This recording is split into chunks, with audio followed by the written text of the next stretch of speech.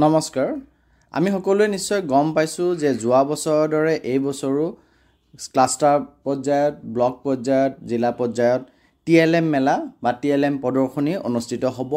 আৰু সেই গতিকে হাজু হ'ব কাৰণে টিএলএম লৈ পেলাই স্কুলবিলাকক 2000 টকাকে দিয়া গৈছে আৰু সেই 2000 টকা দি স্কুলৰ শিক্ষকে প্ৰথম শ্ৰেণী আৰু দ্বিতীয় শ্ৰেণীৰ পাঠ্যপুথিৰ লগত সংগতি ৰাখি দুটাকে টিএলএম প্ৰস্তুত কৰিব লাগিব এটা সাক্ষৰতাৰ অৰ্থাৎ লিটাৰেসি আৰু এটা সাংখ্যিকতাৰ এই টিএলএম প্ৰদৰ্শনীত আমাৰ যি কেটা মানদণ্ডৰ ওপৰত নিৰ্ভৰ কৰি পেলাই মাৰ্কস দিয়া যাব অৰ্থাৎ selection criteria best TLM selection কৰাৰ ক্ষেত্ৰত ক্ৰাইটেৰিয়া ফৰ সিলেকশন যি থাকিব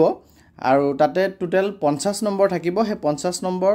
সিলেকশন ক্ৰাইটেৰিয়া কি থাকিব মই আজি ভিডিওটো আপোনালোকক জনাব চেষ্টা কৰিম কাইন্ডলি ভিডিওটি শেষলৈকে চাব চাই থকা অৱস্থাত লাইক এণ্ড শেয়াৰ কৰিব আৰু চেনেলটি যদি এতিয়াও সাবস্ক্ৰাইব কৰা নাই কাইন্ডলি সাবস্ক্ৰাইব কৰিব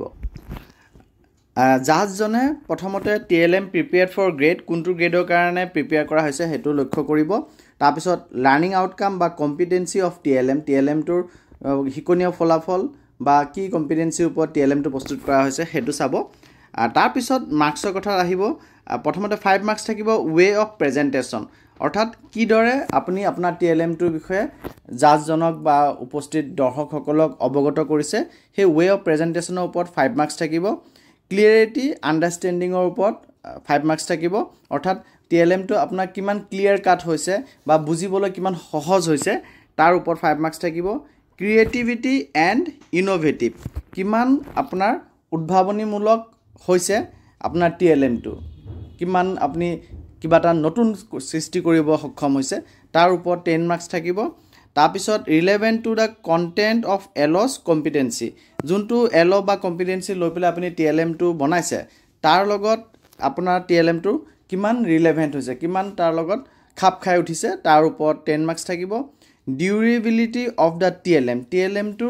ডিউৰেবিলিটি কিমান বেছি হেতুৰ ওপৰত 10 মাৰ্কস থাকিব অৰ্থাৎ টিএলএম টো আপুনি এনে ধৰণৰ বনাইছে নেকি যে এক জায়গা পা আন জায়গাত লৈ যাব ক্ষেত্ৰতে